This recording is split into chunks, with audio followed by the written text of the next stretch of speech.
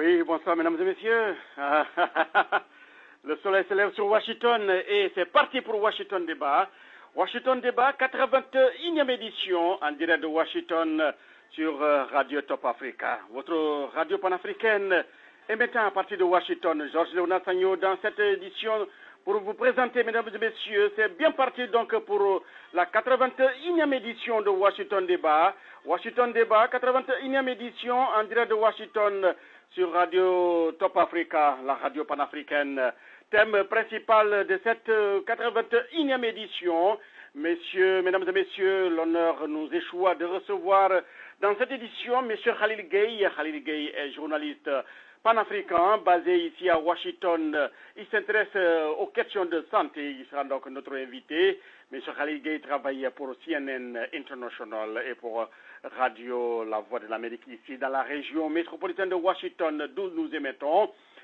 Côté de M. Khalil Gueye, nous aurons également notre sœur panafricaine, Madame Solange Gonda, ambassadrice des enfants victimes de guerre en RD Congo. Nous sommes en République démocratique du Congo.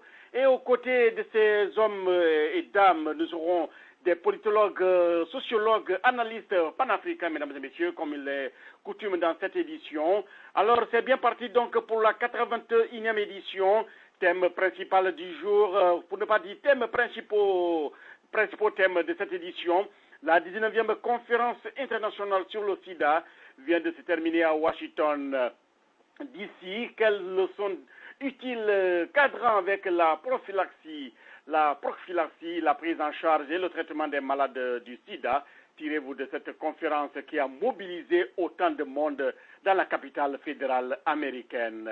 Mesdames et messieurs, pensez-vous que les attentes des séropositifs ou personnes vivant avec le VIH-Sida ont été atteintes au cours de cette conférence? Quelles ont été les grandes résolutions, selon vous, les grandes résolutions donc de cette conférence? Des commentaires et analyses avec nos panélistes et invités.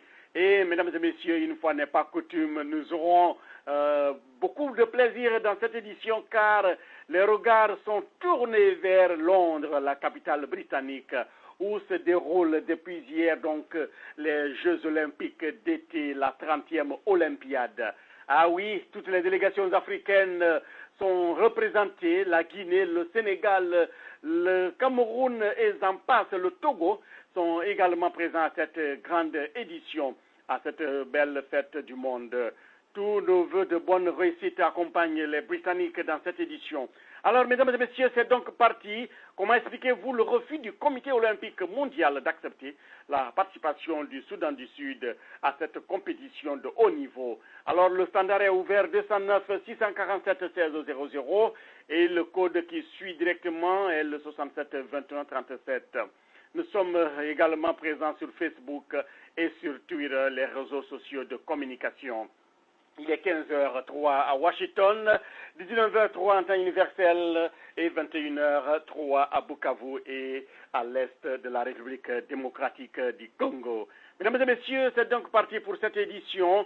En attendant que nous retrouvons nos invités en ligne de Floride, Madame Solange, et en ligne de Washington DC, Monsieur Khalil Gueye, on va essayer de vous dire quelques informations. En information, mesdames et messieurs, sachez que sur le plan international, rien ne va plus autour des territoires riches en Asie du Sud, en ressources naturelles. Rien ne va plus donc, dis-je, entre les pays voisins d'Asie du Sud que sont la Chine, le Taïwan, le Vietnam, la Malaisie, le Brunei et les Philippines.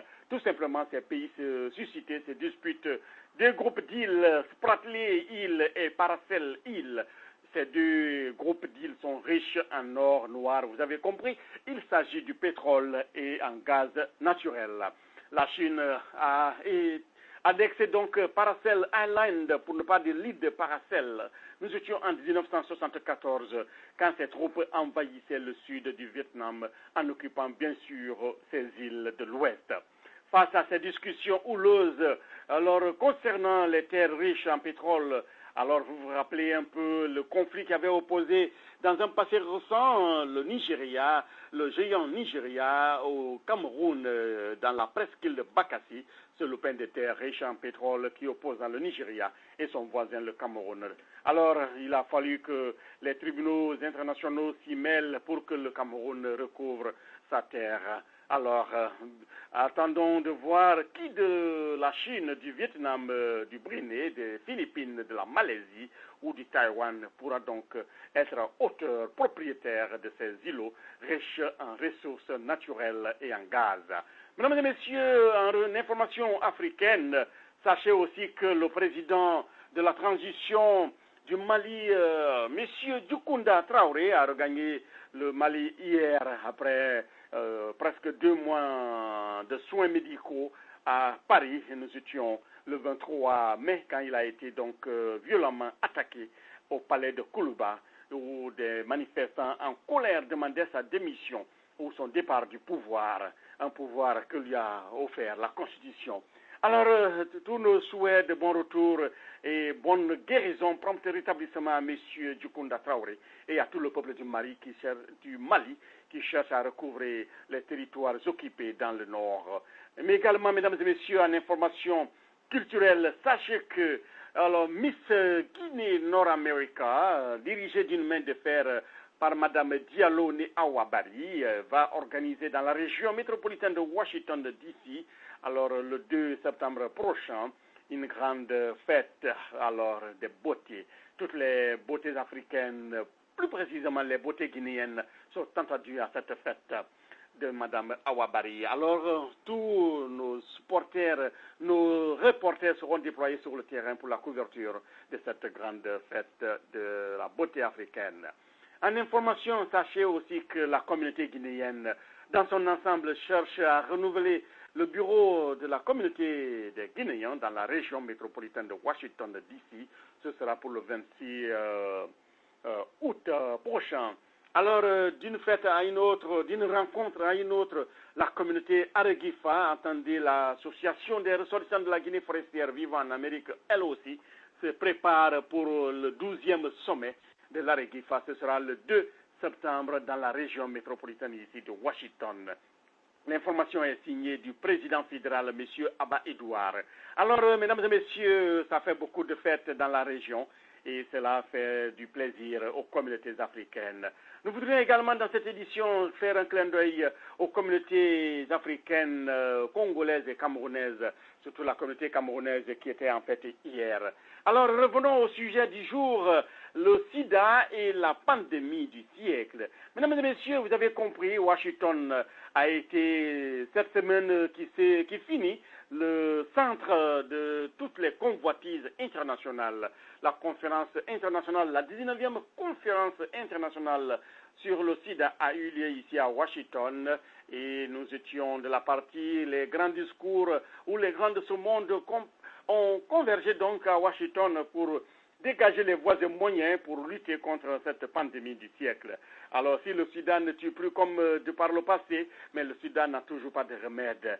Des solutions sont en train d'être regroupées pour que les malades du sida ou les personnes vivant avec le VIH-sida puissent retrouver leur liberté, leur santé, plein épanouissement. Alors, la conférence de Washington, donc, a mobilisé, je le disais tantôt, une brochette de pays, beaucoup de pays donc, et ça a commencé le dimanche dernier et les lampions se sont éteints hier au palais des congrès à Washington, communément appelé ici Convention Center. C'était là-bas sur New York Avenue, à l'angle de New York Avenue et Georgia Avenue. Mesdames et messieurs, le temps pour nous aussi de saluer tous les politologues africains qui sont déjà dans cette édition.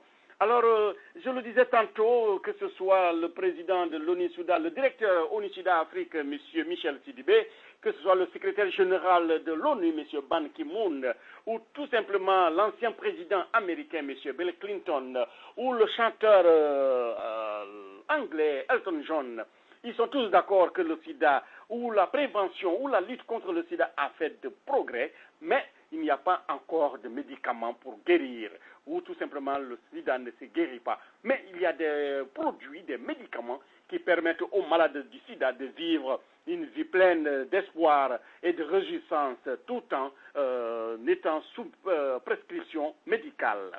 Alors la méthode la plus sûre et que les donateurs et médecins recommandent, c'est l'abstinence physique ou en tout cas le port des préservatifs au cours des rapports sexuels. Car vous le savez, le sida n'est pas une maladie contagieuse. Le sida, c'est une maladie transmissible qui se transmet au cours des rapports sexuels entre hommes de même sexe ou entre hommes et la femme. Mesdames et messieurs, le temps pour nous aussi de dire bonjour à tous ceux qui nous écoutent. Du côté de Béni et à Béni, nous voudrions saluer notre radio partenaire Radio Télé Soleil Béni avec le directeur ou le chargé de communication marketing, M. Elhadj Koudra Maliro. Notre radio partenaire nous reprend dans toutes nos émissions. Ça, c'est bien pour les Congolais et tous les Africains. Alors, le plaisir est pour nous aussi de saluer du côté de la lagune Ébriée, madame plutôt, Mariam Sibilala, qui est auditrice de Radio Top Africa à Abidjan et à Bamako. Elle fait la navette entre Bamako et Abidjan. Elle vit là-bas à Cocody, Riviera 3. Alors, tous nos souhaits de bonne réussite accompagnent tous ceux qui s'intéressent à l'avenir de Radio Top Africa. Alors, mesdames et messieurs, en attendant que nous trouvons nos invités, nous allons essayer de prendre la température au niveau de notre politologue de tous les week-ends, Monsieur Chérif Nima François, qui a l'habitude de s'exprimer sur Radio Guinée USA, qui a pris, dont les émissions donc ont pris fin il y a quelques jours, devenant ici, ou c'est dans la place à Radio Top Africa, cette radio panafricaine qui va vous servir pour le bonheur des Africains et des communautés africaines à travers le monde. Alors, M. Chérif Nima François, il fait très chaud à Washington. Comment allez-vous pour commencer? Oui, je vais bien. Je crois que la température n'est pas mal pour un Africain comme moi. Très bien, très bien. Alors, en attendant qu'on retrouve nos invités, Chérif Nima François, vous êtes politologue et vous vivez à Washington. Vous avez compris, Washington, la capitale fédérale, donc le district de Columbia, était le centre d'une grande conférence internationale sur le sida, la pandémie du siècle. C'était la 19e conférence internationale qui a eu lieu au Palais des Congrès, que vous appelez communément, vous les habitants de Washington, Convention Center, alors la maison des jeunes de Washington. Vous qui étiez de très près, en même temps de très loin, avec les regards que vous aviez eu à porter sur cette conférence, quels enseignements avez-vous tirés en tant que politologue africain basé à Washington, Chérif Nima François? Oui, naturellement, Georges, vous savez, la pandémie du sida qui frappe le monde entier depuis un certain moment, c'est une préoccupation du premier ordre sur le plan de la santé de toute l'humanité entière, puisque c'est une maladie que vous savez déjà a laissé beaucoup de victimes, surtout dans les pays du sud du Sahara et les pays dans la communauté noire américaine, comme la ville de Washington dont j'y habite. Le taux est élevé, le monde se bat, mais apparemment dans certaines villes comme la ville de Washington même, et on a les avancées en médecine ont pu arrêter la progression, mais le taux reste toujours le même. Donc il n'y a pas eu une évolution, c'est pas une évolution spectaculaire, mais par contre dans les pays africains, le taux a baissé et à cause des médicaments qu'on donne aux enfants et aux femmes en grossesse. Donc les enfants qui naissent aujourd'hui avec un taux élevé de chances de ne pas contracter la maladie. C'était une avancée significative. Et donc, quand la dernière fois je parlais que le monde est devenu un village, le palais du Congrès à Washington qui a appelé, qui a regroupé tous ces défenseurs de la santé humaine, ils ont baptisé le village global. C'est le terme Global Village en anglais. Donc, il a regroupé toutes sortes de chercheurs, ceux qui luttent pour éradiquer la maladie se sont retrouvés, j'y passais à côté chaque fois, et je voyais toutes les nationalités regroupées dans toutes les langues. Et vous voyez, donc le monde est devenu un village s'il s'agit de lutter contre une menace, parce que c'est une menace contre la vie humaine en général. On n'a pas de médicaments, et on compte, c'est pour vous dire que le monde, il y a toujours des gens, même quand nous dormons, quand nous pensons que nous sommes négligés, il y a toujours des gens qui pensent à notre bonne santé. Et ces gens sont à Washington pour défendre la santé humaine. Et je dis bravo, merci à tous ceux qui ont participé à la réunion et tous ceux qui se battent pour éradiquer la maladie, tous ceux qui font le déplacement, tous ceux qui financent. Notre cher ancien président George Bush avait dégagé de grosses sommes en destination pour l'Afrique pour lutter contre la maladie. Et je crois que c'est des présidents qu'il faut remercier, il faut les tenir en tête que leur combat, ce n'est pas pour seulement leur pays, leur combat, c'est pour l'humanité tout entière. Donc, merci encore à la Convention et bonne suite au débat, je vous suis. Voilà, mesdames et messieurs, vous suiviez le politologue guinéo-américain, monsieur Chérif Niman François, qui s'exprimait donc sur la 19e conférence internationale sur le sida, dont les lampions se sont éteints à Washington. Nous étions le 27 juillet dernier, pour ne pas dire hier. Alors, du politologue à notre invité, mesdames et messieurs, je vous rappelle que vous suivez en ce moment même Washington Débat en sa 81e édition consacrée à la lutte contre le sida dans l'Afrique que nous connaissons, notre cher continent. Alors, notre invitée du jour, Madame Solange Gonda. Solange Gonda est ambassadrice du Congo, chargée donc de protéger ou de promouvoir les droits des enfants victimes de guerre en République démocratique du Congo et au-delà des frontières congolaises. Madame Solange est actuellement à Miami, dans le sud-est des États-Unis, en Floride, vous l'avez compris, à quelques 12 heures de route de Washington, D.C., d'où nous émettons. Alors, Madame Solange est notre invitée. Elle sera aux côtés de M. Khalil Gueye, journaliste panafricain qui s'intéresse aux questions de santé publique ici à Washington. Alors, Madame Solange, bienvenue sur nos antennes. Comment allez-vous pour commencer? Je vais très bien, merci. Merci de m'avoir appelé, m'avoir demandé de participer à cette émission.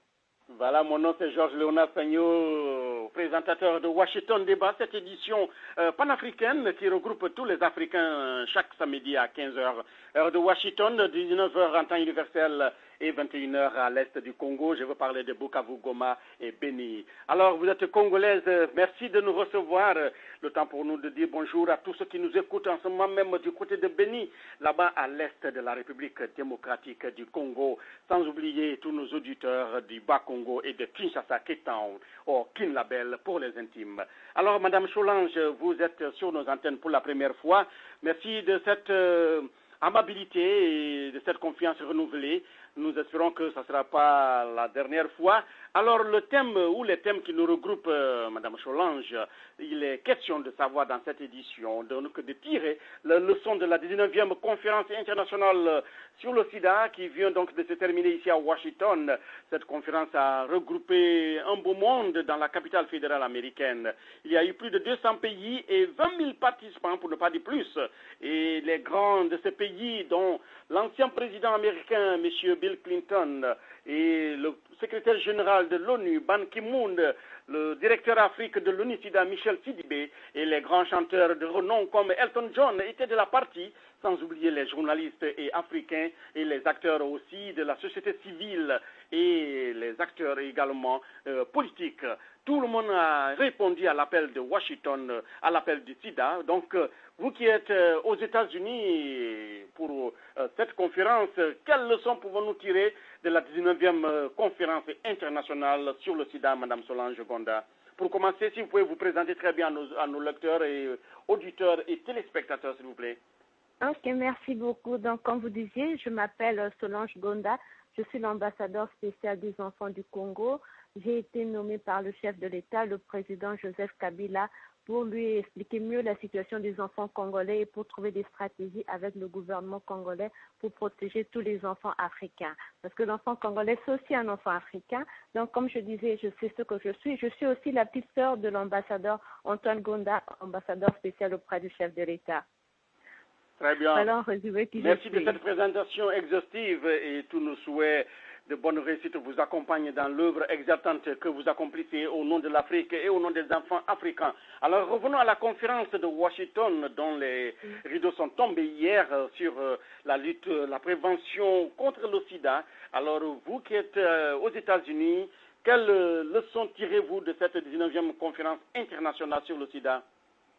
La première leçon, c'est d'être sûr que le problème du VIH-Sida, ça concerne tout le monde. Quand on voit le nombre de gens qui sont venus, donc nous tous, nous cherchons des stratégies pour éradiquer cette maladie. On se rend compte de l'importance que cette maladie a toujours aujourd'hui sur la planète. Nous devons à tout prix mobiliser toutes les stratégies. Ce n'est pas seulement question de ressources, mais c'est surtout trouver des stratégies et des réponses idéales pour éradiquer cette maladie. C'est ce que moi j'ai retenu. Voilà, c'est ce que vous avez retenu et vous êtes ambassadeur spécial pour le Congo. Donc en question, votre mission c'est de vous occuper des enfants victimes de guerre et les enfants victimes de cette pandémie du siècle. Alors, Madame Gonda, donc Solange Gonda, je vais vous lire un peu quelques extraits de tous les articles de presse qui ont été donc consacrés à cette conférence internationale sur le sida. Dans la riposte mondiale au sida, la conférence mondiale sur le sida AIDS 2012, comme ils le disent ici, constitue une étape importante au cours de laquelle les orientations futures sont définies. Elle permet également le partage des connaissances et des meilleures pratiques. Cet événement organisé tous les 2 ans par l'International AIDS Society avec de nombreux partenaires dont SIDA Action est donc une opportunité à saisir pour chaque acteur de la lutte contre le sida pour contribuer à l'accès universel.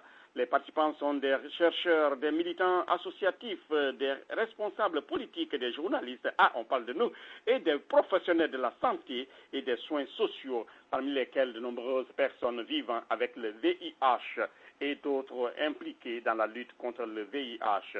Alors, cette conférence, je le disais en début d'émission, a mobilisé environ 20 000 participants venus de 200 pays. Cet événement se déroule en anglais. C'est pour quoi SIDA Action, en tant que partenaire de la société civile de cette 19e conférence, développe un projet de sensibilisation afin d'informer et de soutenir les acteurs francophones. Alors, Madame Gonda, vous êtes ambassadeur spécial du Congo pour les enfants, nommé par le président de la République, que nous saluons avec déférence dans cette édition. Alors, vous avez suivi donc de très près cette conférence.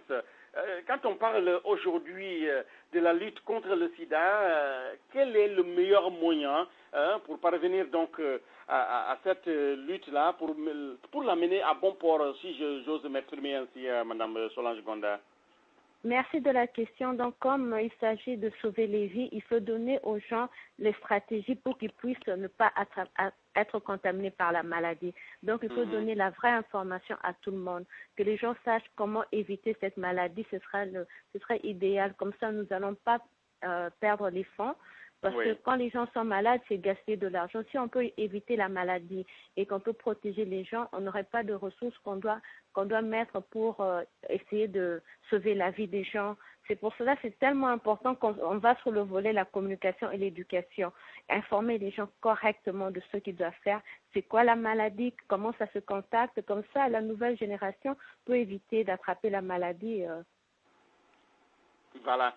Donc, vous l'avez dit, il faut sensibiliser, il faut communiquer, et les acteurs de la communication et ceux de la société civile et politique sont donc invités. Alors, si je prends l'exemple de votre pays, par exemple, comment est-ce que vous parvenez à accomplir votre mission en tant qu'ambassadeur spécial pour les enfants victimes de guerre et victimes du sida, Madame Solange Gonda?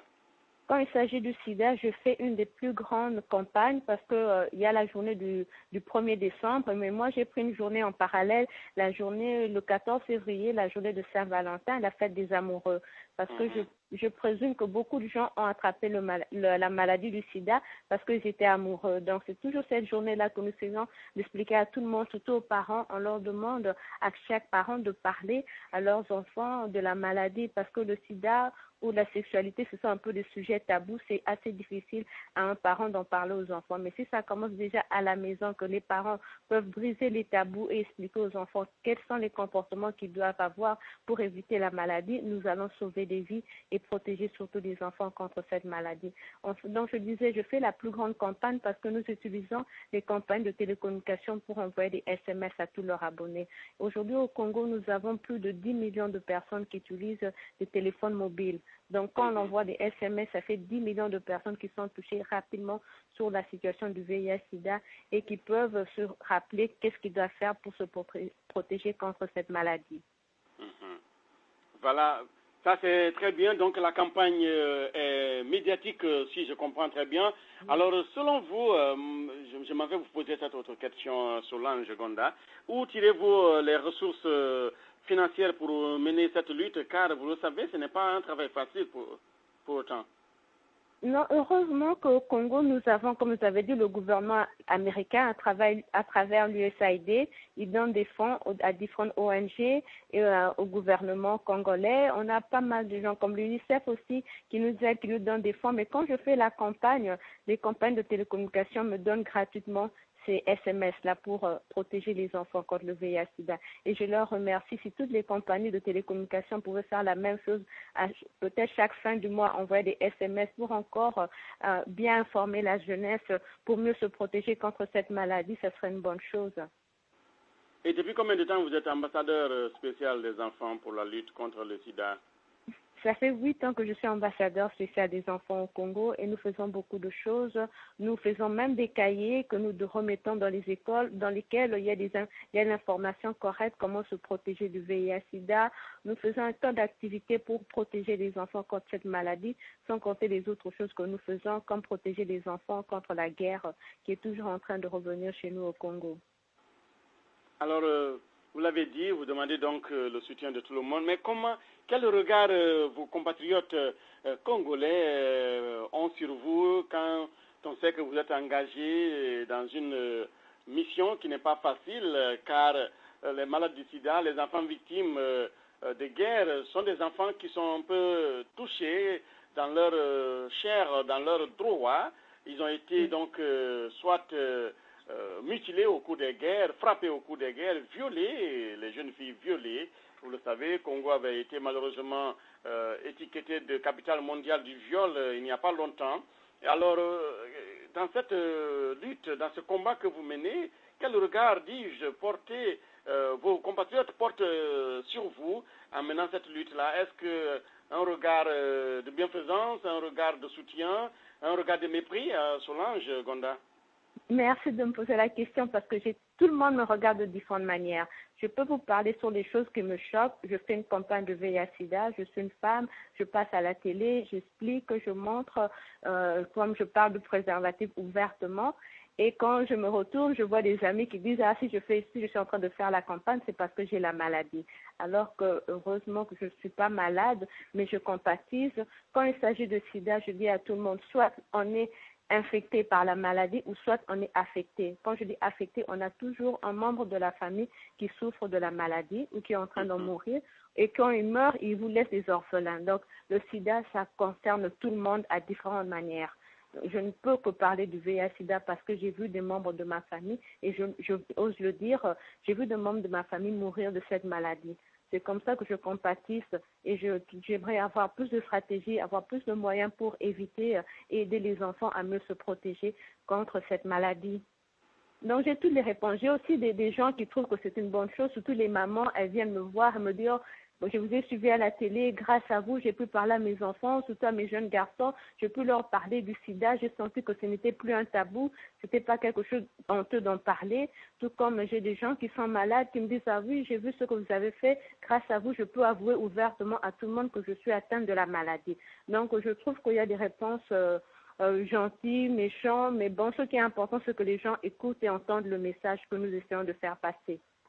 Solange Gonda, est-ce qu'au Congo, les Congolais sont parvenus à donner un visage humain au VIH-Sida? Parce que, vous le savez, en Afrique, dans beaucoup de pays africains, les gens voient un peu le sida comme une question taboue, une question dont on ne peut pas en parler, personne n'ose en parler. Quand vous en parlez, vous êtes peut-être soit étiqueté. Est-ce qu'au Congo, vous êtes parvenu dans votre lutte, dans votre campagne de sensibilisation et de lutte, à donner un visage humain à travers des malades qui viennent à visage découvert à la télé pour dire oui, moi je m'appelle Madame Telle, je souffre de la maladie du sida? Oui, on a beaucoup de gens qui sortent ouvertement et que la société regarde et même la société s'approche d'eux pour poser des questions. Donc, c'est devenu très humain et d'une manière même, on les respecte et on compatise dans leur souffrance. C'est ce qui est beau, surtout ces derniers temps. On a vu l'association des femmes qui luttent contre le VIH-Sida et cette association est très active et très présente et on les écoute, on ne regarde pas de travers. Donc, on a vraiment fait beaucoup d'efforts, nous avons beaucoup évolué. Surtout quand je parle le cas de la femme qui est toujours un peu tabou de parler des sujets sur la sexualité, mais avec le sida, on nous permet quand même de parler de toutes les formes, de tous les moyens de se protéger contre cette maladie. Vous écoutez Radio Top Africa, votre radio panafricaine, première radio numérique sur l'Internet, praticable sur l'Internet, praticable à www.radiotopafrica.com. Mes invités du jour sont messieurs, Madame Solange Gonda, qui nous vient du Congo, le Grand Congo, la République démocratique du Congo, ambassadeur spécial des enfants pour la lutte contre le VIH-Sida et les enfants victimes de guerre. Madame Solange nous répond en cet après-midi en direction de Floride, plus précisément à Miami, la ville ensoleillée. Alors, aux côtés de Madame Solange Gonda, je vous le disais en début d'émission, nous avons aussi un grand panafricain, M. Khalil Gueye. Khalil Gueye est journaliste panafricain basé ici à Washington. Il travaille pour les grands médias tels que CNN et La Voix de l'Amérique. Monsieur Gueye s'intéresse aux questions de santé. Il a fait plusieurs voyages et plusieurs reportages sur des questions de santé au Sénégal et au Congo notamment. Alors, Monsieur Khalil Gueye est en ligne. Le temps pour nous de dire bonjour et à tous ceux qui nous écoutent du côté de Saint-Louis, c'est au Sénégal. Alors, du côté de la sécurité commerciale, que M. Khalil Gueye est à l'écoute depuis très longtemps. Alors, nous allons essayer de prendre la température à son niveau. M. Khalil Gueye, bonjour et bienvenue sur les antennes de Radio Top Africa. Comment allez-vous? Bonjour Georges, merci. Voilà, merci de nous pratiquer, de nous partager, de partager avec nous, j'allais dire, cet après-midi de Ramadan. Malgré le Ramadan, vous avez tenu à être là. Le temps pour nous de souhaiter un bon Ramadan à tous nos confrères journalistes et à tous nos frères africains. Et voilà, tous nos souhaits de bonnes pratiques vous accompagnent dans cette œuvre exaltante qui nous rapproche chaque jour très proche de Dieu. Alors, M. Khalil Gueye, les questions de sida dans cette édition, vous qui êtes spécialiste des questions de santé, j'allais dire, vous vous intéressez beaucoup au sujet santé. Vous avez effectué, je le disais tantôt, beaucoup de voyages au Congo à la rencontre des personnes vivant avec le VIH-Sida et d'autres maladies ou d'autres malades. Alors, quel regard portez-vous sur l'évolution de la pandémie du sida en Afrique, par exemple, M. Khalil Gueye? Merci Georges. La pandémie est bien présente en Afrique et malheureusement, la réaction contre la pandémie n'est pas très très efficace sur le plan africain. Pour plusieurs raisons. D'abord, ici en Occident, ils ont réglé un grand problème, celui de la lutte contre la stigmatisation. Votre invité en a parlé il y a un instant, j'ai entendu en parler. C'est-à-dire qu'ici, les artistes, les philanthropes, les diplomates, les sociétés civiles se sont mobilisés contre justement le mauvais traitement que pourraient recevoir les personnes vivant avec le virus. Ce n'est pas le cas en Afrique. C'est encore très loin en Afrique. Alors ça, c'est un grand problème. En Afrique, lorsqu'on est diagnostiqué positif VIH, c'est une sentence de mort. Et c'est ça le problème. Et tant que maintenant ce problème n'est pas réglé, je pense que la lutte aura encore des difficultés à avancer.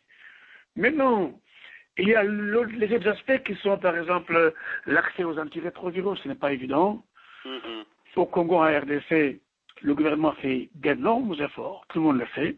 Oui. Mais le pays est grand et les localités sont éloignées très souvent et difficiles d'accès. Donc, et les centres de santé ont été, la plupart du temps, surtout dans l'ouest, dans l'est et vers le Maniema, tout ça, Kindu, détruits. Donc, ces centres ont été détruits par les conflits, parce que n'oubliez pas que le Congo est un pays qui, malgré sa taille et sa force, est un pays post-conflit. Oui. C'est-à-dire qu'il fait face à deux grands problèmes. Le premier problème, c'est les violences sexuelles qui ont été perpétrées pendant les conflits. Donc, les effets de ces conflits. Et encore, le deuxième problème, c'est le sida.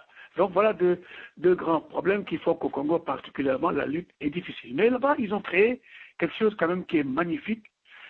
Ils ont créé ce qu'ils appellent le programme multisectoriel de lutte contre le sida national. Voilà. C'est le PNMLF, programme national multisectoriel de lutte contre le sida. Alors ça, c'est une organisation nationale qui dépend directement du président de la République.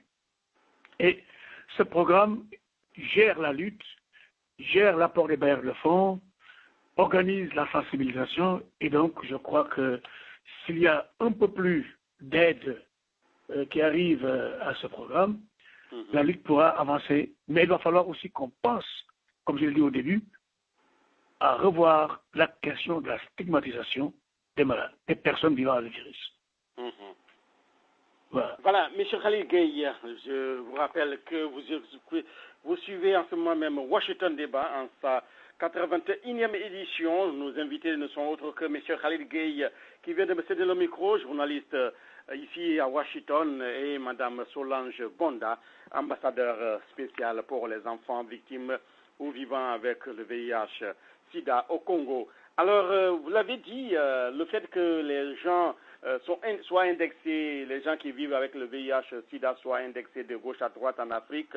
En Occident, le problème ne se pose plus car les gens ont donné un visage humain, je le disais tantôt avec Mme Solange, à cette pandémie. C'est une maladie que tout le monde peut en souffrir. Bon, pas tout le monde, mais c'est une maladie, je dirais, comme toute autre maladie. Il y a la tuberculose, le paludisme qui fait aussi des ravages, mais en sourdine en Afrique.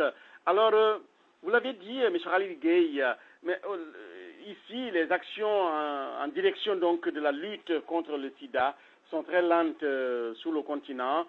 Vous l'avez dit, il y a beaucoup de progrès, beaucoup de campagnes, mais quand je reviens un peu à cette conférence de Washington qui a drainé plus de 200 pays, alors il a été question de la lutte contre le sida, mais il a été aussi constaté que cette année, la plupart des pays qui ont financé, c'était les pays du Sud. Je veux parler des pays en voie de développement, les pays asiatiques et ainsi de suite. L'Occident n'a pas tellement donné comme de par le passé. Est-ce que vous pensez à un relâchement ici de l'engagement promis, des engagements ou des mesures de prévention dans la lutte contre ce fléau-là, M. Khalil Gueye?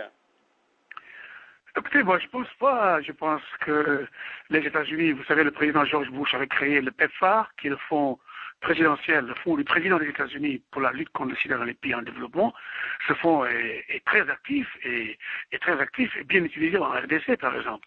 Non, je pense que les financements continuent à venir. Bien entendu, le Fonds mondial avait un peu freiné ses activités en matière de financement en RDC, mais le Fonds mondial revient avec des conditionnalités. Il faut retenir une chose.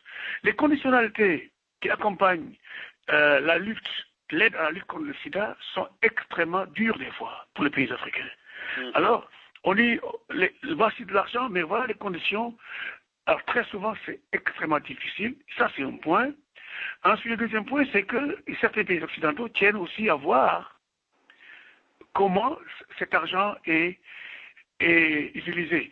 Mais je crois que l'idéal, c'est ce que les gens sont en train de faire actuellement à RDC, l'idéal c'est de mettre les personnes vivant avec le virus dans la gestion de l'argent qui vient dans la lutte. Ça, c'est un point. L'autre point, c'est que, finalement, quand on donne de l'argent, les gens qui reçoivent l'argent pour l'utiliser dans la lutte sont plus préoccupés par les conditions, par les conditionnalités, par les règles de prêt, que par justement l'effet que l'argent peut avoir sur les personnes qui en ont besoin, c'est-à-dire les personnes qui souffrent du sida. Alors ça, c'est des problèmes que, à mon avis, les diplomates africains doivent régler. Alors, les diplomates africains doivent cesser de rester les bras croisés en Occident et d'aller dans les soirées, les réceptions, et justement ne pas tellement frapper aux portes de White House ou bien du département d'État pour dire voilà comment nous voyons les choses. Voilà, nous avons réfléchi, voilà comment nous voulons discuter avec vous. Mais si les gens ne réagissent pas ici, ceux qui représentent ces pays africains à Washington ne réagissent pas comme ils devraient le faire, en vrai diplomate, comment voulez-vous que les personnes qui souffrent à Kaziba là-bas, à Kananga, à Mbujimaï, comment voulez-vous que ces gens puissent bénéficier de l'aide si les représentants qui sont ici ne font pas le travail? Ça, c'est un grand problème. Voilà. Mesdames et messieurs, je vous rappelle que vous suivez Radio Top Africa, votre première radio panafricaine praticable au www.radiotopafrica.com. Nous sommes également présents sur Facebook et sur Twitter, les réseaux sociaux de communication. Il est 15h44 à Washington, 19h44 à Bogota en Guinée et 21h44 là-bas à l'est de la République démocratique du Congo. Mes invités sont Mme Solange Gonda, ambassadeur spécial de la République démocratique du Congo dans la lutte contre le VIH-Sida et les enfants victimes de guerre. Alors, à ses côtés, nous avons aussi l'éminent journaliste sénégalais, M. Khalil Gueye, journaliste panafricain, travaillant pour les chaînes internationales CNN et La Voix de l'Amérique ici à Washington. Alors, merci également au politologue guinéo-américain, M. Chérif Nima François, qui est en ligne, et tous les ambassadeurs africains en poste à Washington qui sont à l'écoute en ce moment même. Alors, Madame Solange, vous avez écouté M. Khalil Gueye. Alors, l'histoire des fonds accordés aux organismes, associations et ONG qui s'engagent pour la lutte contre le sida, c'est une histoire de gros sous, mais aussi c'est une histoire qui pose problème. Cet argent, une fois qu'il est obtenu ou qu'il est dégagé, les bénéficiaires que sont les enfants victimes, les hommes et femmes victimes ou vivant avec le VIH, n'en bénéficient pas souvent. Est-ce que vous, dans votre lutte, vous arrivez à rencontrer des cas pareils au Congo? Oui, moi je suis victime de ce genre de comportement. Parfois on fait une grande campagne et là on vous donne pas des fonds, vous devez vous battre, aller demander de l'argent directement au chef de l'État ou demander qu'il participe. C'est très difficile d'avoir accès à de l'argent alors que nous essayons de faire de très grandes campagnes. Vous pouvez voir sur le terrain, on fait énormément de choses, surtout que moi je vais même à l'intérieur du pays. Comme je vous expliquais, il y a des endroits à Kinshasa, les gens ont accès facilement aux préservatifs, mais quand nous allons à l'intérieur, dans les pharmacies, on ne vend même pas des préservatifs. À part cela, aujourd'hui, quand je rentre au Congo, la campagne que nous voulons faire, c'est sensibiliser dans les pharmacies que quand quelqu'un vient devant un pharmacien et qu'il lui demande un médicament, il faut à tout prix que ces pharmaciens puissent leur donner l'information sur le VIH-Sida et aussi leur présenter le préservatif, soit féminin, soit masculin, pour leur permettre de se protéger contre cette maladie et juste toujours mettre le sida au premier plan, surtout la protection contre cette maladie. Donc je suis vraiment d'accord de voir que c'est très difficile d'avoir accès à de l'argent et parfois même nous, les pays africains, nous savons quelles sont les stratégies que nous voulons pour nos pays, mais quand la Banque mondiale décide qu'il va travailler sur un certain volet, vous ne pouvez pas aller dans une autre direction. Et souvent, quand ils décident d'envoyer des fonds en Afrique, ils ne nous consultent pas pour nous demander dans quel domaine ils peuvent emmener ces fonds-là dans nos pays. Ils font seulement leur programme avec très peu de gens et puis à la fin, on vous impose ce programme-là. C'est ce que moi, j'aimerais voir qu'on change, qu'on permet aussi, quand on est en train de prendre des grandes décisions, d'arrêter des stratégies pour protéger tout le monde contre le VIH-Sida, qu'on implique aussi les gouvernements et des gens comme nous, des activistes, pour pouvoir leur donner des vraies stratégies pour quand on va commencer à travailler, on aura des très bons résultats sur le terrain. Oui, Madame Gonda Solange, comment parvenez-vous à sillonner le grand marigot qu'on appelle le Congo? Vous savez, le Congo, c'est un grand pays. Est-ce que vous parvenez facilement à joindre les quatre coins du Congo? Je veux parler le nord, le sud, l'est et l'ouest. Et par quels moyens? Est-ce que l'État vous dégage des moyens? Vous avez un hélicoptère à votre disposition qui vous permet de rallier un point A à un point B? Oui, en tout cas, je peux dire que le gouvernement congolais, ils sont très à l'écoute de ce que je leur demande. C'est vrai, parfois, ils ne me donnent pas de l'argent, mais quand je demande de mobiliser l'armée, j'ai accès directement au chef de l'état-major, ou j'ai accès directement au président, où j'ai accès aux différents amis ambassadeurs qui viennent me soutenir dans les campagnes.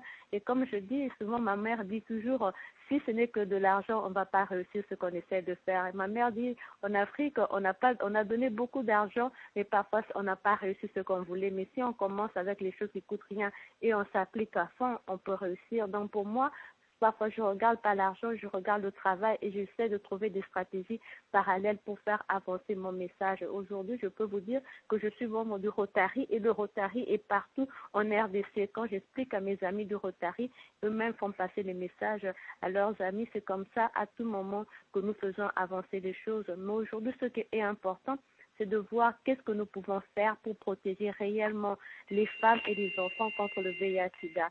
Surtout nos sœurs qui sont là-bas à l'est du Congo, où vous voyez qu'il y a encore la guerre qui est en train de reprendre, il y a encore tout le temps ces conflits armés qui reprennent, qui mettent la vie de tout le monde en danger, surtout la vie des membres des Nations Unies, ces casques bleus qui sont chez nous au Congo, on les expose à la guerre, on les expose au VIH-Sida parce que se retrouvent là, ils laissent leurs femmes et enfants dans leur pays, ils viennent pour nous aider, il faut que nous puissions les protéger. Et à part cela aussi, nous devons voir avec nos voisins, comme on dit, oui, on parle du sida partout, mais nos voisins qui sont chez nous, avec nous au Congo, comme le Rwanda, ils doivent voir comment arrêter à chaque fois de créer des conflits au Congo ou arrêter à chaque fois d'avoir ces conflits-là que pas beaucoup de gens ne comprennent, mais ça fait 15 ans que nous revenons sur la même chose.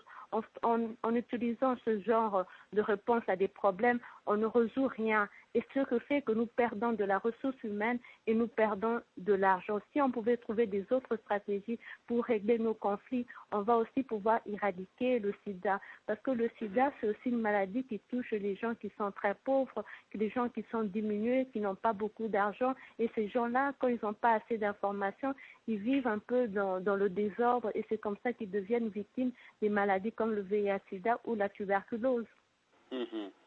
Voilà, Madame Solange Gonda, ambassadeur spécial du Congo, la République démocratique du Congo, auprès des enfants victimes ou vivant avec le VIH-Sida et ceux victimes de guerre. Madame Solange, une dernière question avant qu'on ne prenne la pause. Est-ce que vous avez une fois été choquée par le comportement d'un malade du sida qui vous dit, une fois que vous êtes en train de faire campagne pour lui dire, écoutez, voici comment vous devez vous comporter en tant que séropositif ou séropositive, et que ce garçon ou cette jeune fille vous dites, ah ben écoutez, vous m'emmerdez, moi je vis bien, je n'ai pas de problème. Est-ce que vous rencontrez des cas de ce genre où une fois vous avez été peut-être témoin oculaire d'une victime qui meurt, par exemple, devant vous dans un centre de santé, dans un dispensaire ou dans un hôpital congolais? Oui, j'ai beaucoup d'histoires pareilles, comme par exemple, quand vous dites, je rencontre des jeunes gens qui me disent, oui, vous parlez du VIH-Sida, mais moi, je ne me sens pas concernée. Si j'attrape la maladie, il y a plus ou moins de médicaments et je peux vivre. Donc, ils s'en foutent un peu de s'exposer à la maladie et de contaminer les autres gens autour d'eux. Et tout comme aussi, ces derniers temps, on voit des pasteurs, on a beaucoup de pasteurs en Afrique qui disent aux gens qui sont malades d'arrêter de prendre des médicaments. Soit disons Dieu les a guéris miraculeusement et ils exposent ces gens-là à la mort rapide parce que si vous êtes malade et que vous ne prenez pas vos médicaments, vous allez mourir. Donc il y a aussi ce genre de problème que nous rencontrons sur le terrain et ça vous ça vous pousse à vous battre dans tous les terrains par rapport au VIH/SIDA. Vous devez faire plusieurs campagnes à la fois, alors que nous voulons juste emmener une seule campagne simple pour protéger les enfants contre le VIH/SIDA. Mais là aussi, nous devons protéger les gens qui sont malades de ce genre de comportement, qui les mettent en grand danger. Quand vous avez des grands pasteurs qui disent il ne faut pas se protéger ou il ne faut pas prendre les médicaments. Donc, vous voyez, c'est un peu, je ne sais pas si vous êtes au courant de ce phénomène qui se vit ces derniers temps. Non, on dit beaucoup de choses par rapport au VIH/SIDA, même surtout, il y a des autres pays où on dit encore que si vous êtes atteint de la maladie, il faut aller avec une personne qui est vierge pour que la maladie, pour que vous guérissiez de la maladie. Donc, j'ai eu à rencontrer beaucoup de problèmes quand il s'agit de VIH/SIDA. Et il y a même des jours où on me demande, parce que je fais une grande campagne, il y a des parents qui m'appellent, qui me disent « Mon enfant est né avec le VIH/SIDA et je ne sais pas comment lui parler. Est-ce que vous pouvez venir à la maison et lui informer de sa situation, de son état de santé ?» Vous voyez, je suis exposée en tout, mais je remercie Dieu de m'avoir donné la force et le courage de pouvoir travailler et de protéger le continent africain contre le VIH/SIDA et contre la guerre. Merci beaucoup, Madame Solange Gonda. Je vous rappelle, mesdames et messieurs, que vous suivez Radio Top Africa, la première radio panafricaine numérique praticable au www.radiotopafrica.com. Merci à Madame Solange et à M. Khalid Gueye, nos deux invités du jour. Sida dans les foyers, le sida dans les écoles, le sida en Afrique et ailleurs, moyens de lutte, prévention, sujet sensible. Nos invités en parlent, le rôle des pasteurs qui démobilisent et qui découragent les efforts. Nous revenons dans un instant après cette pause promotionnelle. Mesdames et messieurs, gardez votre confort d'écoute, c'est parti.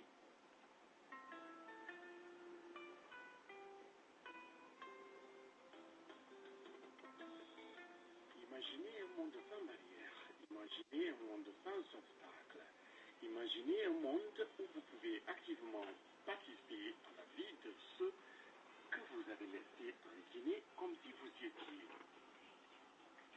Moi, je vis aux États-Unis et j'achète les denrées alimentaires à ma famille tous les mois sur tmarkguinée.com. On y trouve tout, le riz, l'huile, la farine, le sucre, la tomate, le lait, les jus, l'eau minérale et bien d'autres produits. Franchement, cette affaire T-Mark, c'est mon affaire.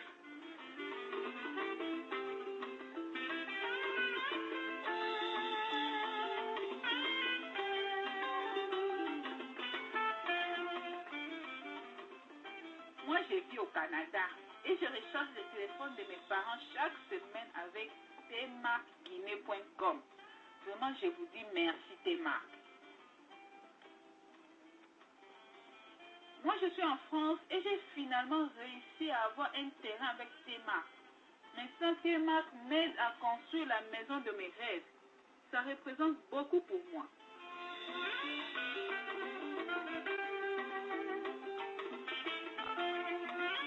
Moi, je vis entre les avions, mais je peux contrôler directement l'évolution de mes chantiers en Guinée avec T-Mark. J'achète tout ce qui rentre dans ma maison sur tmarkguinée.com. On y trouve tout, ciment, bloc, granit, sable, gravier, fer, bois et tout. Ça me facilite la vie, mais vous n'avez pas idée.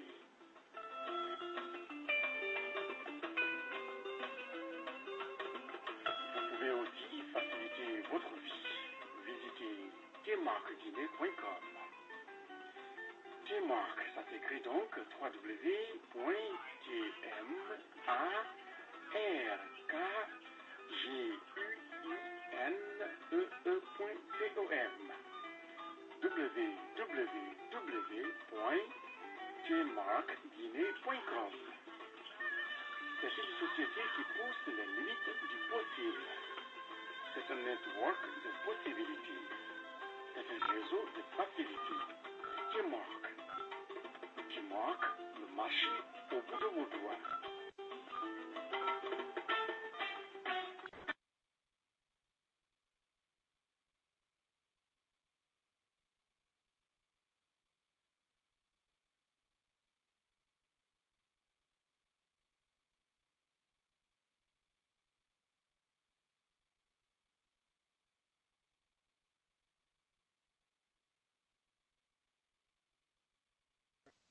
Voilà, mesdames et messieurs, c'était donc un clin d'œil à nos amis de Timor, Guinée, vous l'avez compris.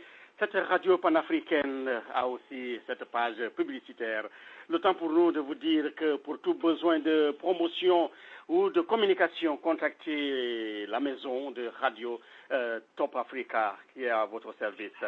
Alors, le temps pour nous de continuer, mesdames et messieurs, notre émission. Alors, vous l'avez dit tout à l'heure, Madame Solange Gonda, le comportement des pasteurs africains qui découragent, disons, les efforts déployés ça et là pour la lutte contre ce fléau, des pasteurs qui disent non, n'écoutez pas, le sida c'est une invention, le sida c'est une invention des Blancs. On a entendu des gens dire comme ça.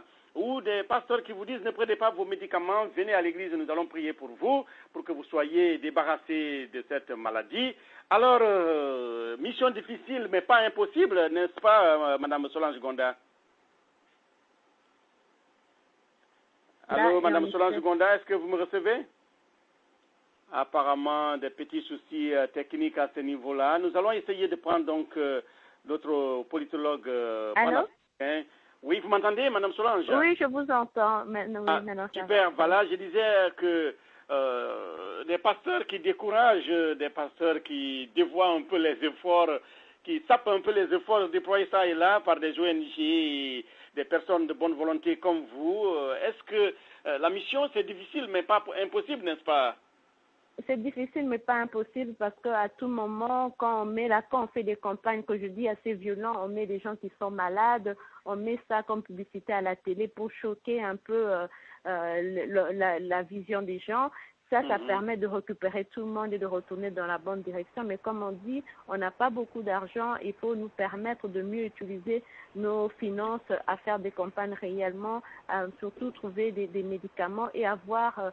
Surtout, souvent, nous, au Congo, on a la rupture de stock des médicaments, comme on commande les médicaments de l'Inde, des différents pays. Et parfois, il faut attendre, quand il y a rupture de stock, il faut attendre que le prochain bateau puisse venir avec les médicaments pour pouvoir servir tout le monde, alors que ça serait plus facile pour nous en Afrique si on nous permettait d'avoir la licence des médicaments et nous permettait de faire des usines directement dans nos pays pour avoir tout le temps les médicaments sur place et ne jamais avoir de rupture de stock. Je crois que dans ce sommet contre le VIH-Sida, on a parlé de ce problème que les pays africains ils ont. Souvent, les médicaments que nous utilisons, ça vient des autres pays, ce n'est pas produit directement en Afrique, mais si on donnait à l'Afrique la formule pour faire les médicaments directement en Afrique, ça va coûter moins cher et ça va nous permettre de mieux lutter contre cette maladie.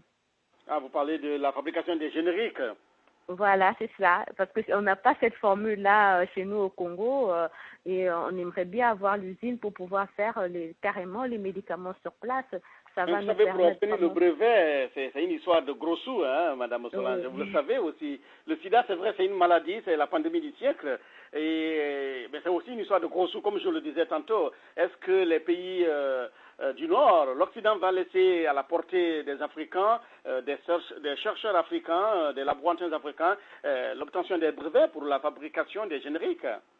Mais c'est ça que nous devons plaider, surtout moi en tant qu'ambassadeur, ce sont ce genre de stratégies que je dois demander parce que je sais comment ça va améliorer la qualité la qualité de vie des gens qui sont atteints par cette maladie. Et nous devons nous tous ensemble, pour des raisons humanitaires, de plaider dans cette direction-là. Et les gens qui ont ces brevets-là doivent aussi comprendre que le sida, c'est une maladie. On doit faciliter. C'est vrai qu'on peut se faire de l'argent dans autre chose. Ce n'est pas seulement sur le dos des malades.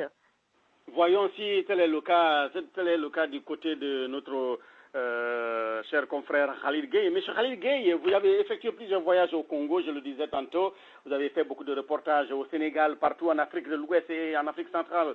Concernant cette maladie, est-ce que vous pensez que l'obtention du brevet pour les chercheurs africains pourrait être possible dans les mois à venir? Je n'ai pas bien compris ce que vous appelez obtention du brevet. C'est quoi? Le brevet, en fait, Madame Solange, je disais que si les Africains pouvaient eux-mêmes avoir la permission de fabriquer des génériques, faire des médicaments, vous savez, il y a des laboratoires qui sont spécialisés dans la fabrication des médicaments qui sont aujourd'hui, qui ralentissent un peu la progression du virus sans pour autant l'anéantir complètement. Nous savons que l'Inde, par exemple, avait obtenu le brevet. Il y a un laboratoire en Inde qui fait à moins que nous nous trompions, mais il y a eu, je crois, dans le passé, l'obtention du brevet donc pour fabriquer les médicaments génériques, ce que j'appelle génériques, pour permettre un peu à ces pays-là d'avoir donc de fabriquer et de proposer, de vendre aussi aux malades du sida. Mais en Afrique, vous savez, l'Afrique a le plus gros lot dans la propagation de ce fléau-là, mais est-ce que des pays africains, un pays comme l'Afrique du Sud par exemple, ou le Sénégal, pourquoi pas, pourraient obtenir le brevet de fabrication des médicaments génériques dans la lutte contre le sida? Vous savez comment ça se passe? D'abord, les grands laboratoires occidentaux font des recherches pendant des années, mettent des millions de dollars, trouvent un médicament, et maintenant, ces médicaments coûtent. Prenons l'exemple de Truvada, qui était le médicament qui a été récemment trouvé ici aux États-Unis, qui a été autorisé le 15 juin dernier par FDA pour son utilisation en tant que médicament de prévention du sida. Prenons l'exemple de Truvada. Truvada est une découverte de Guy Leeds, un laboratoire américain qui a beaucoup travaillé pendant des années. Mais si, par exemple, Truvada est trouvé, ce n'est pas le lendemain qu'on va permettre à les Africains de faire des génériques. Ça ne se passe pas comme ça. Il y a tout un système compliqué de procédures. Et aussi, il y a l'intervention de l'OMS qui doit prendre une certaine garantie pour la fabrication des génériques. C'est très compliqué, ça. Je crois que le vrai combat se trouve au niveau de la conscience que les Africains ont de cette maladie. Au niveau le plus haut. Au niveau le politique le plus haut. Donc, il y a ça. Maintenant, les découvertes et tout ça, les médicaments, il y a encore ce que je disais, que cette conférence de Washington a donné beaucoup d'espoir, a été très optimiste, mais la réalité reste la réalité. Il y a eu beaucoup de sourires, beaucoup d'applaudissements et tout ça, mais la réalité est là. Truvada, qui a été trouvé, n'a même pas été trouvé parce que Truvada existe depuis 2005. Parce qu'en fait, les deux composantes de cette maladie, de ce médicament, l'ancytabine là et le tenofovir sont deux composantes qui existaient déjà dans les comment on appelle ça encore, dans les antirétroviraux. C'est récemment donc que les chercheurs américains ont découvert que ces deux composantes isolées dans un médicament pourraient servir de première prévention, de préventif, n'est-ce pas, au VIH pour des patients de premier degré, c'est-à-dire des gens qui ne sont pas infectés. Ça veut dire quoi? Ça veut dire qu'en Afrique, déjà nous avons des schémas de traitement qui sont différents. Les schémas en Afrique sont les schémas qui travaillent sur la trithérapie. Donc, en gros, Truvada n'est pas encore utilisable, si vous voulez, par les Africains, sauf que si quelqu'un est sûr qu'il est en bonne santé et qu'il a un comportement sexuel irresponsable, il peut prendre ça, mais toujours est-il que Truvada n'est pas un préventif à 100%. Donc, ce qu'il faut retenir, c'est qu'il faut que les Africains se décident au niveau le plus haut de l'État de lutter réellement, sérieusement contre la maladie et de cesser de dire les Occidentaux font ceci, les Occidentaux font cela, on a parlé moins. Les Chinois n'ont jamais dit ça, les Indiens n'ont jamais dit ça. Ils ont aujourd'hui leurs brevets. Travaillons, il faut que les choses changent, que les gens soient d'abord conscients de la réalité de cette maladie en Afrique et que les gens qui sont supposés diriger les pays africains les dirigent comme il faut en tenant compte. Je ne vois presque jamais dans le discours des présidents africains des mots sur le sida. Jamais. C'est encore, pour vous dire comment c'est encore tabou même au niveau le plus haut de l'État. Donc, il faut que les gens soient sérieux, qu'ils ouvrent les yeux, qu'ils cessent de se lamenter et qu'ils travaillent et qu'ils mettent dans l'Occident des gens capables de les représenter et de parler les langues et de se battre, de convaincre les laboratoires occidentaux ici, les laboratoires qui sont ici, ou convaincre les politiciens ici. Il faut les convaincre. Comment les convaincre? D'abord, il faut connaître la culture, il faut savoir convaincre ces gens de discuter à un niveau égal. Ça, c'est important. Mais tant qu'on en est là, je vous dis, mon cher Georges, qu'on ira toujours à se lamenter, à dire, oui, l'Afrique n'a pas laissé derrière, blablabla. Non, c'est pas vrai, ça. M. Khalil Gueye, mesdames et messieurs, vous suivez Washington Débat en sa 81e édition, en ce samedi 28 juillet, ici à Washington où il est 16h07 en heure locale, 20h07 à Dakar, au Sénégal. Nangadef à tous ceux qui nous écoutent du côté de Ziguinchor, du Kaolack et de l'île de Gorée. Sans oublier nos amis qui nous écoutent du côté du village Supiloti au Bénin et au Congo, Brazzaville, là-bas au bord du Congo, le fleuve Congo, qui lie les deux capitales. Alors, mes invités, Khalil Gueye, journaliste panafricain ici à Washington, et Madame Solange Gonda, alors activiste ici, disons l'ambassadeur spécial du Congo pour la lutte contre le sida et les enfants victimes de guerre. M. Khalil Gueye, vous avez dit, il faut que les décideurs au plus haut niveau, les Africains, les chefs d'État, les directeurs, les chefs traditionnels s'impliquent dans la lutte contre le sida. Mais vous l'avez dit, dans les discours de fin d'année, par exemple, les chefs d'État font, disons, une panoplie de recommandations, de souhaits, mais ils parlent très peu de la lutte contre le sida. Et vous l'avez dit, c'est encore tabou dans plusieurs sociétés africaines, dans plusieurs pays. Mais aussi, un facteur important que je voudrais que vous souligniez, M. Khalil Gueye, est-ce que la pauvreté aussi est un facteur aggravant de l'acquisition et du développement du sida en Afrique notamment. Est-ce que vous pensez que la pauvreté dont souffrent les Africains serait en quelque sorte l'une des causes de la propagation du VIH-sida? En fait, là, vous posez carrément le problème de l'image du sida. Le sida a un problème d'image. Vous voyez, toutes les recherches qui se font, tout ce qui se fait, tout ce qui se découvre, est plutôt porté vers ceux qui... Parce que nous avons 34 millions dans le monde de personnes qui souffrent du VIH. Et de ces 34 millions, seulement 6 millions ont accès aux antirétroviraux. Les 28, je crois, les 28 millions n'ont pas accès au traitement et la plupart de cette population se trouve en Afrique, dans le pays du tiers-monde.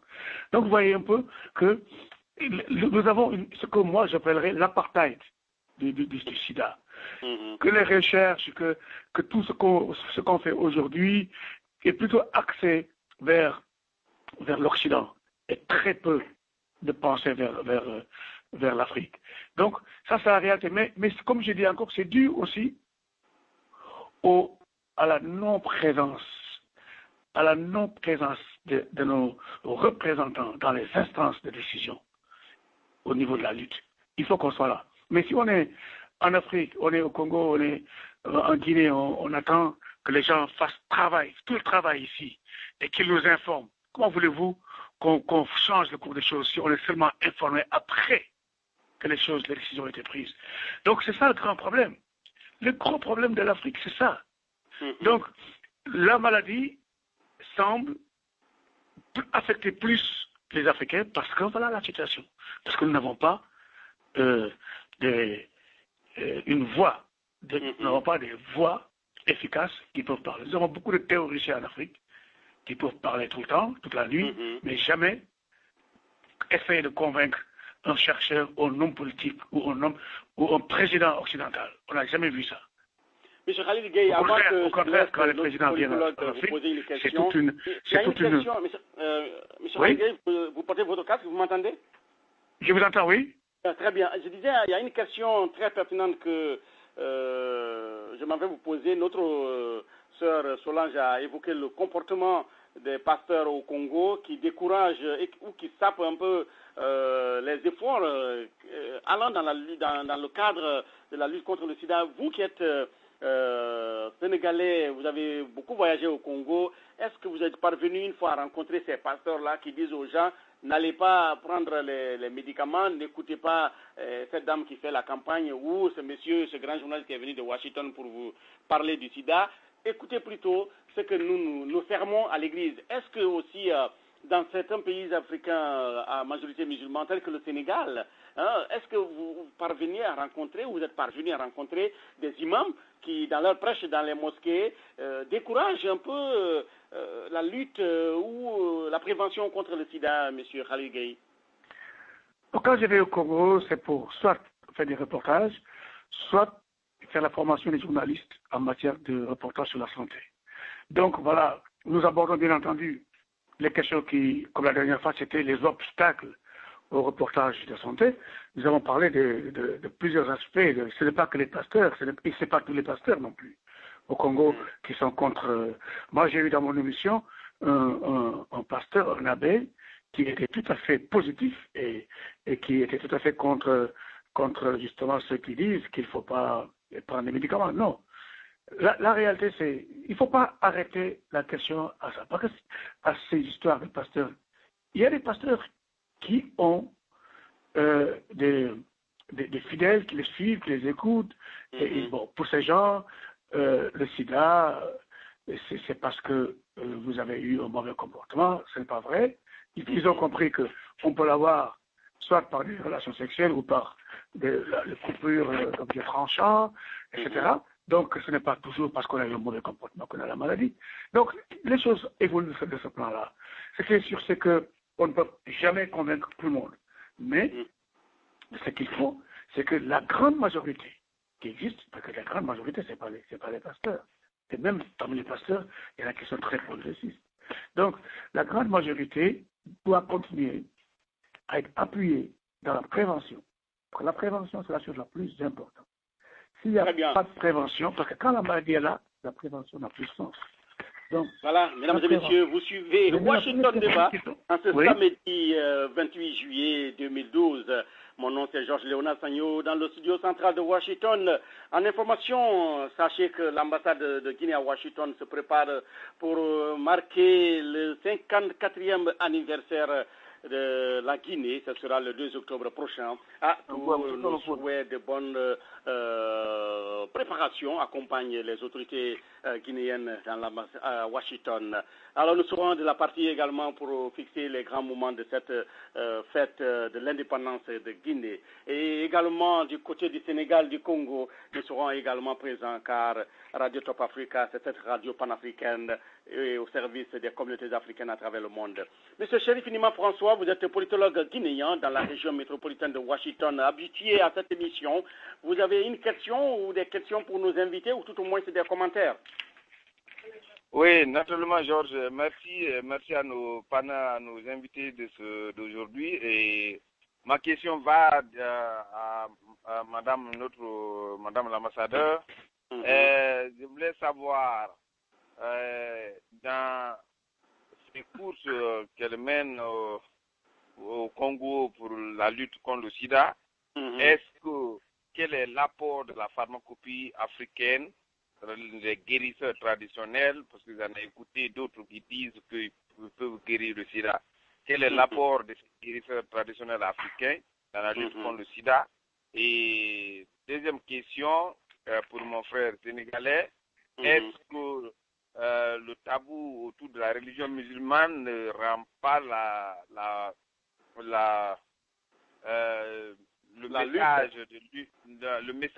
le message, y compris la pratique de l'utilisation des condoms, ne rend pas difficile ou incompatible avec la mission de lutte contre le sida? C'est ma question. Voilà, merci beaucoup au politologue guinéen, Chérif Nima François. Nous allons prendre rapidement M. Khalil Gueye. M. Khalil Gueye, vous avez compris. Oui, j'ai bien, merci pour votre question. J'ai bien compris. Bon, ce qu'il y a, c'est que au Sénégal, par exemple, si vous voyez un peu le faible taux de prévalence qu'il y a au Sénégal, c'est qu'au début des années 80, quand la maladie est apparue, les autorités religieuses, donc aussi bien les responsables de la religion chrétienne que les responsables de la religion musulmane, les responsables locaux, donc, se sont mis à travailler sur la prévention avec des messages à la télévision et à la radio. Je me souviens encore de voir s'asseoir ensemble, discuter et tout ça. Et ça a eu un effet vraiment formidable, et ce qui a fait peut-être que au Sénégal, le taux est aussi bas. C'est la vérité. Maintenant, en ce qui concerne les tabous, vous savez, les tabous existent dans toutes les sociétés, et aussi, il faut faire la différence entre l'islam et la culture arabe. Ça, c'est deux choses tout à fait différentes.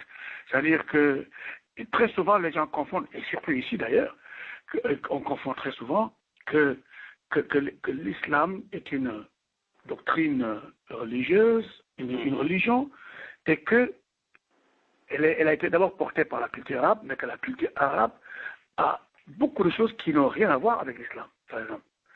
Donc voilà, il faut faire la différence entre ce que dit le Coran et ce que dit la culture locale dans la rue, dans les pays arabes. Donc voilà ce que j'avais à dire sur ce plan-là. Voilà, mesdames et messieurs, vous écoutiez alors notre invité, M. Khalil Gueye, journaliste panafricain basé ici à Washington.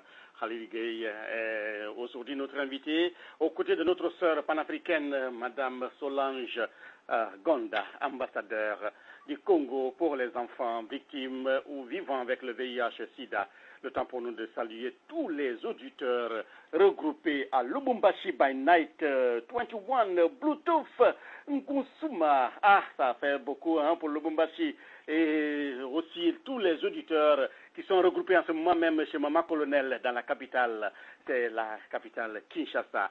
Alors, Madame Solange, vous avez écouté la question de notre politologue. Alors, l'influence ou le rôle des praticiens, comme les guérisseurs traditionnels, comme on les appelle en Afrique, est-ce que ces guérisseurs traditionnels ont un impact dans votre lutte? Est-ce qu'ils constituent un apport, un support, ou plutôt des blocages, des facteurs de blocage dans la lutte, dans votre campagne pour la lutte contre le VIH-Sida, Madame Solange? Bon, ce serait difficile à dire parce qu'il y a des gens qui réagissent différemment à différents médicaments. Donc, il y a certains médicaments, enfin, certains produits qu'on expose et ça soulage les maladies. Il ne faut pas oublier qu'en Afrique, nous sommes un continent très pauvre et parfois les gens n'ont pas de l'argent pour acheter des médicaments qui coûtent assez cher.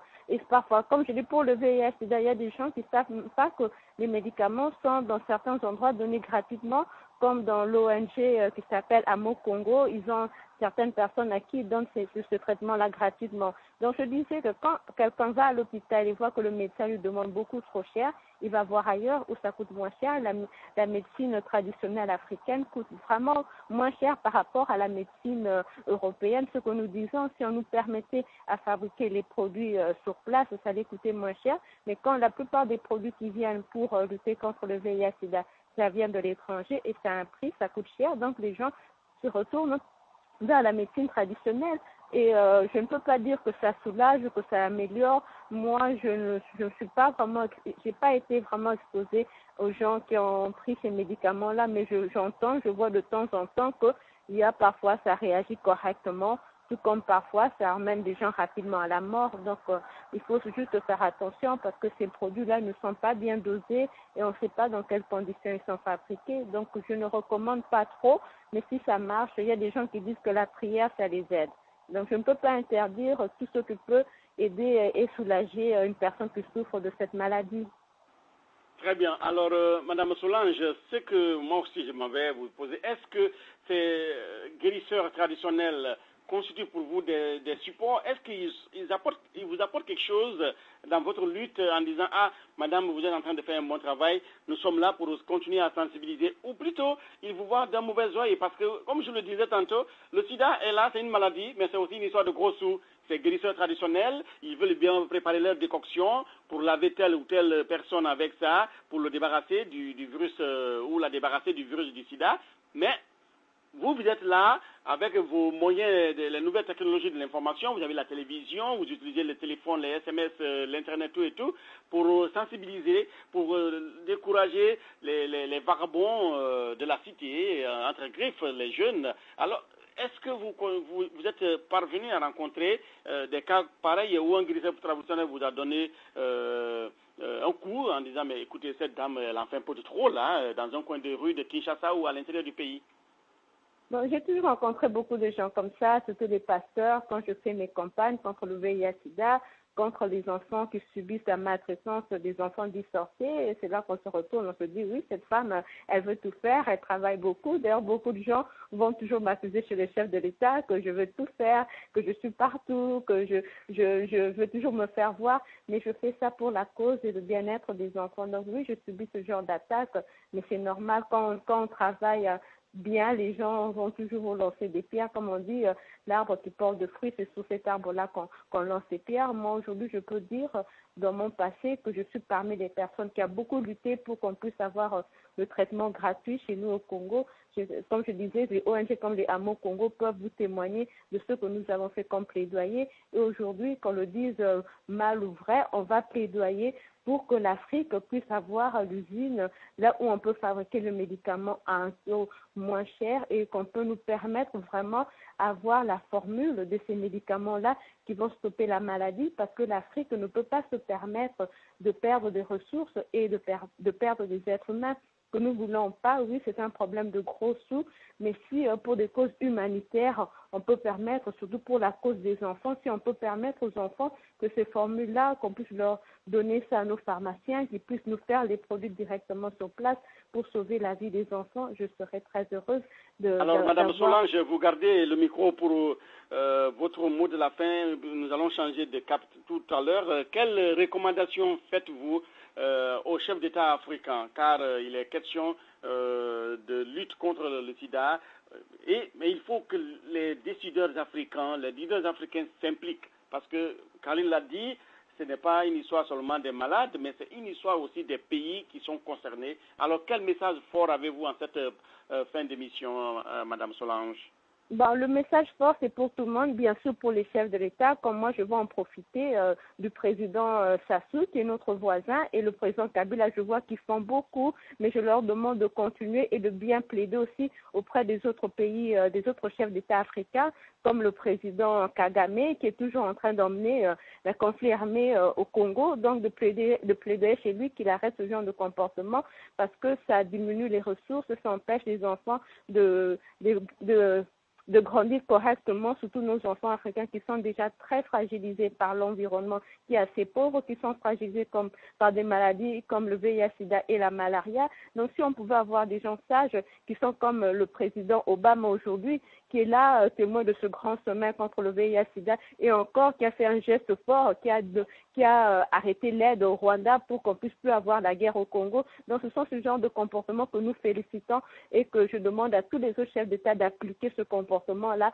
Quand quelqu'un fait quelque chose qui n'est pas juste, de stopper et de venir toujours à l'aide des enfants du monde. Merci beaucoup, Madame Solange Gonda, ambassadeur du Congo, pour les enfants victimes ou malades du sida. Vivant avec le VIH-Sida, c'est l'appellation, car on n'appelle plus maladie sida, c'est plutôt les personnes vivant avec le VIH-Sida. Alors, M. Khalid Gueye, si vous êtes toujours en ligne, quelles recommandations avez-vous? Pour le chef d'État? Oui, bien sûr, et en cette fin d'émission. Oui, moi j'ai aucune recommandation pour le chef d'État africain. C'est eux qui ont fait campagne, qui ont convaincu les populations pour que les populations votent pour eux. Donc ils doivent eux-mêmes, au niveau de leurs équipes qu'ils ont choisies librement, trouver les solutions. C'est à eux de trouver les solutions. Très bien. Voilà. Le message est clair. Il appartient au chef d'État africain de trouver des solutions au problème de sida. Alors, mesdames et messieurs, vous le savez, on ne peut pas faire cette émission sans parler des Olympiades, la 30e Olympiade qui a lieu en ce moment même à Londres et environ. Mesdames et messieurs, vous le savez, les Jeux Olympiques d'été ont débuté hier à Londres. Plus de 10 000 athlètes, pour ne pas dire 10 500 athlètes, ils sont conviés, 204 pays, plus de 80 000 spectateurs étaient hier au lancement des feux d'artifice. Alors la reine Elisabeth était là pour ouvrir solennellement ces Jeux Olympiques. Madame Gonda, du sida aux Jeux Olympiques, il n'y a qu'un pas. Alors quelle ambiance tirez-vous de ces Jeux Olympiques d'été qui se tiennent à Londres? Non, c'est toujours agréable de voir comment les êtres humains peuvent, à travers des jeux, se comparer, évoluer et faire montrer de quoi l'être humain est capable de faire avec son corps et qu'on puisse faire ça dans le grand amitié avec beaucoup de règles. Je crois que j'aime beaucoup voir les Jeux olympiques et surtout voir que les pays africains ont la chance et l'occasion de participer et ça me fait plaisir. C'est tout ça qu'on montre comme rôle modèle à nos enfants, surtout au Congo, qui voient qu'ils peuvent être tout ce qu'ils veulent, ils peuvent briller en politique, tout comme ils peuvent briller dans les sports. Donc j'encourage ce genre de jeu et je demande qu'il y ait vraiment la participation de plus de pays africains. Voilà, c'est le souhait, mais vous le savez, vous avez touché la participation des pays africains. Au moment où vous plaidez pour la cause des pays africains, il y a un pays africain justement qui a été bloqué. Il s'agit du Soudan du Sud. Le dernier État africain a accédé à l'indépendance. C'était l'année dernière. Alors, le comité olympique mondial pense que ce jeune État est encore très novice pour pratiquer les Jeux olympiques, ce qui a donc soulevé un tollé d'indignation là-bas à Juba et environ. Quelle réaction avez-vous quand on sait que tous les pays devraient être capables, aptes à aller s'ils ont des athlètes qui compétissent, Madame Gonda? Oui, c'est ça. Je regrette ce genre de comportement. Je crois qu'on doit donner la chance à tout le monde de participer, surtout aux athlètes. On ne doit pas toujours tout relier dans le monde pour des raisons politiques. On doit aussi parfois laisser les gens parce qu'on croit vraiment à une vraie cause des athlètes africains. Donc, c'est ce que moi je regrette et je demande que la prochaine fois qu'on puisse pas avoir ce genre de comportement, qu'on essaie parfois de mettre la politique dehors de tout ce que nous sommes en train de faire. Voilà. Merci à Mme Solange Gonda. Gardez votre confort d'écoute. Nous allons prendre directement le politologue guinéen de la politique au football et aux Jeux olympiques d'Akampa. Monsieur Chérif Nima François, vous avez suivi nos invités tour à tour. Quelle dernière réaction, quel commentaire avez-vous sur les Jeux olympiques qui ont lieu actuellement à Londres? Oui, Georges, c'est un événement remarquable et je crois qu'il fait la fierté du monde entier. Après la Coupe du Monde de sport, je crois les Jeux olympiques démontrent une fois combien de fois le monde devient de plus en plus un village et donc un centre où on peut retrouver quelle que soit ta couleur, tes compétences, ton origine. Et par rapport à le fait que le Soudan du Sud n'a pas participé aux Jeux, je clarifie que c'était dû au fait que cette jeune nation n'a pas encore un comité national olympique à Juba. Et quand on n'en a pas, les règles intérieures ça pose problème. Voilà. Merci à vous, merci à Chérif Nima François. On me signale du côté de la technique que nous sommes pratiquement à la fin de cette émission. Je voudrais tout simplement remercier l'ensemble de nos auditeurs et auditrices éparpillés à travers le monde, surtout au Congo, dans les 4 coins du Congo, à Maniema, à Bujimaï, au Bas-Congo, à Kinshasa, à Lubumbashi et à Beni, Goma, où nous saluons Madame Chantal Faïda, grande panafricaine, analyste des questions politiques et économiques. Et Monsieur Aliraj Koudra Maliro à Beni, notre radio partenaire. Le temps pour nous aussi de dire bonjour à Edon Madi. Edon Madi est notre partenaire du côté de Brazzaville, là-bas à Dolivi, et du côté d'Abidjan. Alors nous saluons Anissé Konan, grand panafricain, leader de société, également toujours à Abidjan, Londrikio, que nous avons tenté de joindre, mais pour des raisons techniques, il n'a pas pu être dans cette émission, ce n'est que partie remise. Du côté de Niamey au Niger, nous saluons le jeune Aliou Marou, est président de la jeunesse nigérienne. Alors, mesdames et messieurs, c'est pratiquement terminé, c'est donc la fin de cette édition, la 81e du jour. Alors, vous écoutez Mliabel, la belle du Congo, de son vrai nom Marie-Claire, la femme qui ne vieillit pas. Alors, à l'ensemble de nos auditeurs et auditrices, bonne soirée chez vous, quoi que vous fassiez, pratiquez toujours Radio Top Africa, la radio panafricaine. On se retrouve la semaine prochaine pour d'autres émissions. C'était au micro Georges Léonard Sagno. Ciao, ciao.